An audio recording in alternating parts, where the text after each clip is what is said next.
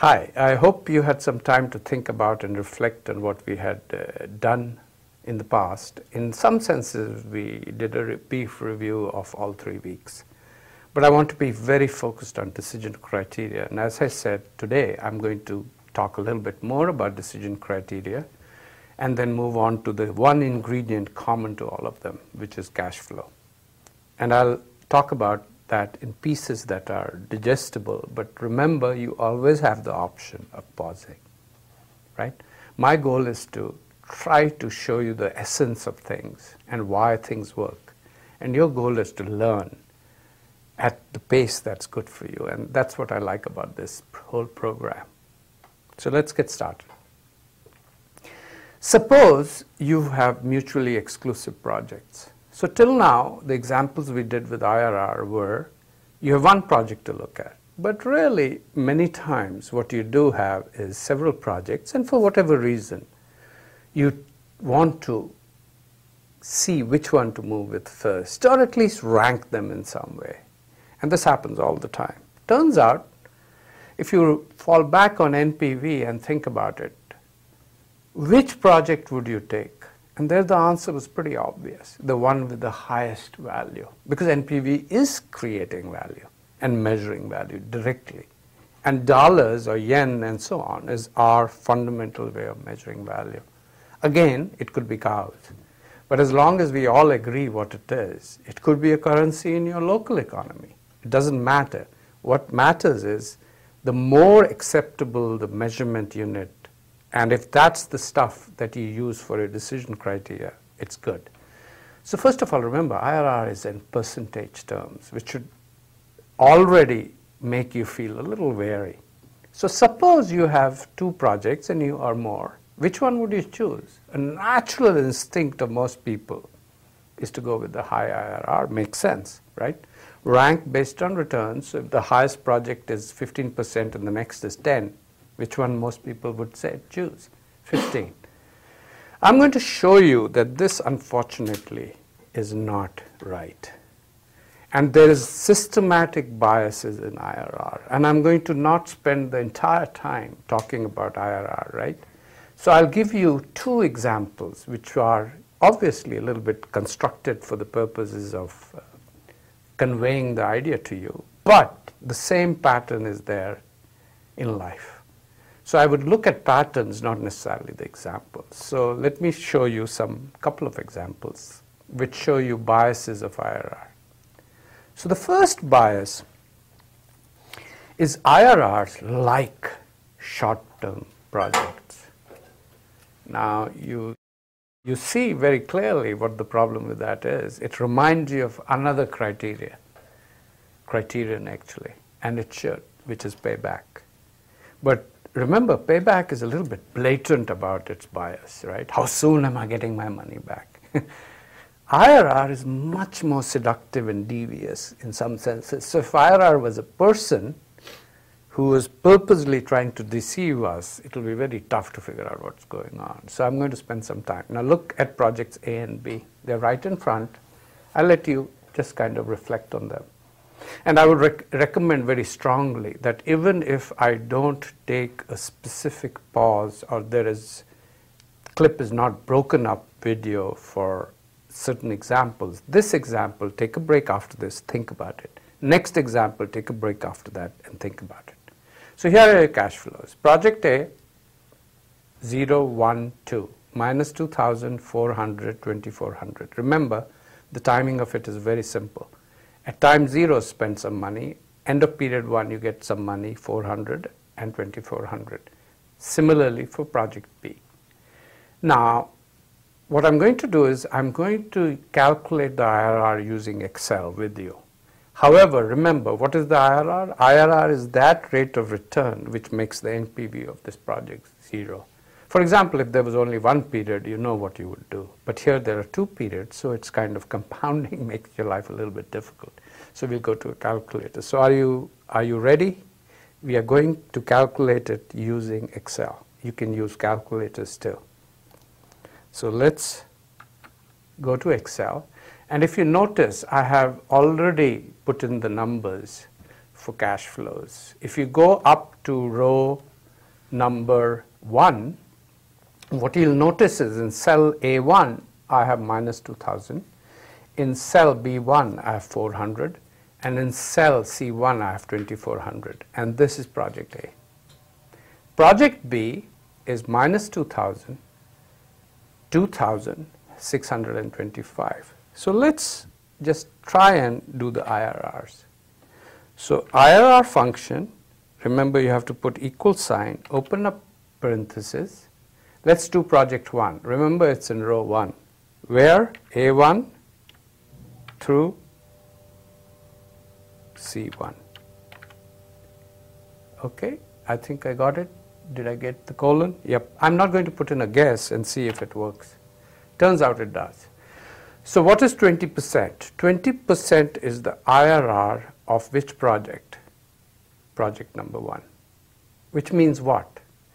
Just very slowly. It means the rate of return you earn per year over 2 years. Let's do project B. IRR A2 colon C2. I'm just telling it where the numbers are. 25. So think about this. I would choose which project first. Almost everybody would say go for project number 2 because it gives you a higher rate of return. And this is where problems start. So I'm going to now go back to our presentation, and it's very obvious that I've calculated the IRRs, and the IRRs, I'll just write them down here, is 20%, 25%. Let me just reiterate one thing. What is the IRR? IRR is that rate of return which makes the NPV 0, but that's a rule of thumb for calculating the number, because with compounding, the number is very tough to calculate. So at 20%, NPV is 0. At 25%, NPV is 0. But now the question I'm asking you is, which of these two projects do you think most people would choose? They'd choose project B. And the answer to this is, even though you choose project B, it may not be the right choice. And why do we call it a short-term bias? Just stare at it. Which project is, are they similar in length? Yes. Physical life is 2 years of both projects. So what short-term bias am I talking about? Just stare at these two numbers for the time being. What do you see? You see that project A is giving a lot of the cash flows later, whereas project B is giving cash flows early. Which one does IRR favor? It favors B because of that earlier cash flow. Now that doesn't necessarily, I'm not necessarily saying therefore project B shouldn't be taken. I'm just saying that comparing 25% with 20 is not the right way to do things. And I'll show you why not in a second. However, let me ask you, what's missing when I compare 25 with 20? And this is so common in the real world. What's missing is I'm comparing things internally. What is my real benchmark even for IRR? What is the cost of capital outside? So I am not even looking at R. So this is key to decision making. Remember, all value is relative. So if I just compare internally, my investor is not interested in my internal projects. Even if you are investing in the company, you're interested in how well are you going to do relative to the competition. Where is the competition? It's nowhere there, right? So there is a fundamental problem. Let me just show you now what I mean by the bias. So in order to do that, we have to do a couple of things. So let me ask you to do NPV calculations based on 5%, 20%, or 11%. Why am I giving you 3 numbers? Because you can do the analysis of your competitors, or your investor will see, and we don't know what the discount rate or R, little r is. So little r could be 5%, it could be 20%, or it could be 11%. There's a reason why I'm choosing all 3, and you'll see it in a second. But it should be pretty simple for you to calculate the NPV of both projects using 5, 20, or 11. And I'm going to go to Excel to do this, but only for a second, because I think you should know how to calculate the NPV of these. And then I'll just put up the numbers for you. But I'd encourage you, when you take a break, to calculate the numbers. Fair enough? You know how to do the NPV of project A. What do? Minus 2,000 plus what? 400 divided by 1 plus R in parentheses plus 2,400 divided by 1 plus R square. I'm just saying you don't know your discount rate. Figure out what the value of your project is. Okay? So what I'm going to do is I'm going to go back and I'm going to use 5% to calculate. So let's do this. Let's do the NPV, NPV. And remember, NPV has some problems with it, so just remember that for a second. Let's use 0.05, which is the rate of return. Now, what is this 0.05? This is not your IRR. What is it? It's that rate of return your investor will look at to compare you to them. And we are doing project A. So what after that? After that, it's asking for values. Now, remember, don't give value 0 for NPV. That's a little quirk. So what do? You do B1 colon C1, right? Everybody okay? B1, C1, no A1. But then you have to remember that you need A1 to do this project. And I've said plus because A1 is already a negative thing. So where does the net come from? From adding back A1, which is almost always negative. You need effort to create something of value. So let's see what the answer is. You get 530, 557.8, so about 558 bucks. Okay? Let's do the same thing for project B. So I'm going slow here so that we kind of recap calculations. As I said, I promise I'll recap, but I won't spend time on doing for all interest rates, okay? So what do? You do 0.05. Now, where are my cash flows? Remember, starting with year 1. So B2 colon C2 plus what do I add back? A2. Everybody okay? 471.66. So what I'm going to do now is I'm going to go back and write out all these numbers, okay, and confirm that we are all on the same page, okay? So just give me a second here and we'll get going. So remember the two numbers we just did. We did 558 and 472. And let's go back and let's work with this now. So NPV, I'm going to start writing here, at 5% was what? 558 and 472. So the first question I'll ask you is, so suppose you do your analysis in your projects A and B, you are responsible for the cash flows, but now you go and judge them at 5%. Which one will you choose? Suppose this is millions of dollars, which one will you choose? Because if it's just dollars, you'll say, come on, Gautam, you're wasting my time. It's not worth my time to put in the effort to calculate. Suppose this is millions. And believe me, corporations use millions of dollars to make decisions. Which one will you choose? You'll choose A. Now let's do, what is the second percentage? 20%. So now you go and say, suppose my best alternative for the investor and for me, my competition, is earning 20%. At 20%, I know this is 0 because I just calculated the IRR. And it turns out the answer to this is 101. What's happening now? I've just flipped. I've made a 20% rate of return. I'll now choose project B. So you see what's going on? My IRR rule always said, if you were using it blindly, choose B over A. But now I'm giving you two scenarios where it depends. So at 5% go with A, at 20% go with B. Finally, I gave you an 11% rate of return. What was the scenario there? It turns out the numbers are 308, 309. What's going on here? I've chosen these numbers to show you three things. One, at a rate of return that's relatively low for the competition, I should choose project A. At very high rates of return for this kind of project, I would choose B.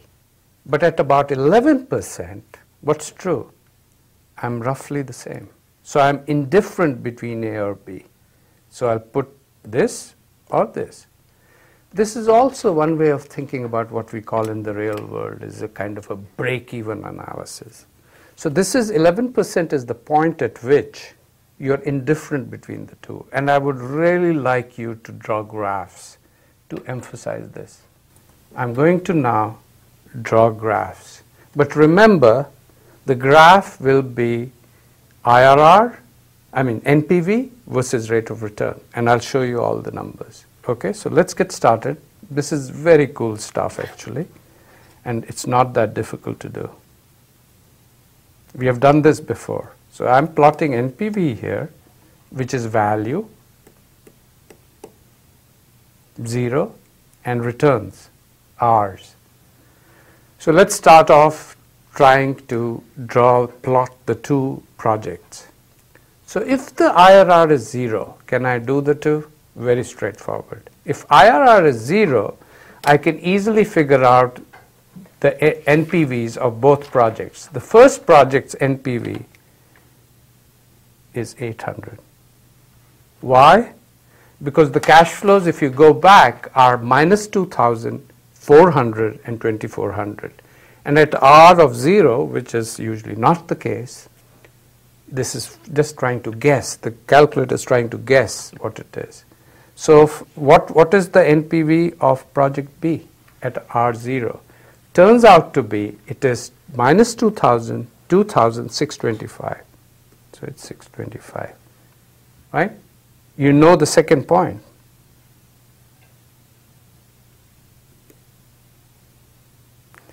What is this and what is this? These are the points at which the two projects have what? 0 NPV. So these are the points at which the two projects will give you the IRRs. Right? So this graph is a way of figuring out what your IRRs is. And what is this point? Remember what's true at this point. The NPVs are the same. And they were about what? 309. So what is this graph telling you? That at 11%, you don't care between the two projects. But at 5%, which one would you choose? A. And at 20%, which one would you choose? B. So the 11% tells you kind of a benchmark or kind of a cutoff point. And the point here is very simple. You will choose project A if the competitors are earning anything up to 11%. After that, you will choose B if the other competition is earning more than 11%. Let me ask you a simple question and then we'll take a break. When would you choose neither? It's very simple. Look, stare at this graph. When would you not choose either one? Well, at what rates of return that the competition is operating at are both projects negative NPV? Answer is more than 25%. Because if the discount rate is more than 25%, and remember the discount rate little r is what the competition is earning. It's not easy to calculate. We'll spend a whole bunch of time on that when we do risk and return. But the point I'm saying is that it's the most important ingredient to decision making. So if the discount rate is more than 25%, you won't choose either. So I have just shown you with a very simple example that the problem with IRR is it's not clean. It's biased in favor of short-term projects. It's biased in favor of projects that show you early cash flows. Let's take a break now. think about this, take even a few hours thinking about it, because it's extremely important. I genuinely believe that there are two kinds of people out there. Those who do not understand IRR and can therefore learn, and I learned. Hopefully you are learning, or you already know these issues. But the second set of people who know the issues with IRR, it's very smart way seemingly of calculating things. It's very natural, but there's a built-in bias, and the bias in favor of myopia, short-term, like payback, right? But it's very sophisticated kind of bias. If you want things in the short term for whatever reason, and I'll talk about that in a second, what will you tend to do? You'll tend to favor IRR as a decision-making rule. Okay, so take a break. We'll do one more example and then we'll move on to cash flows. See you soon.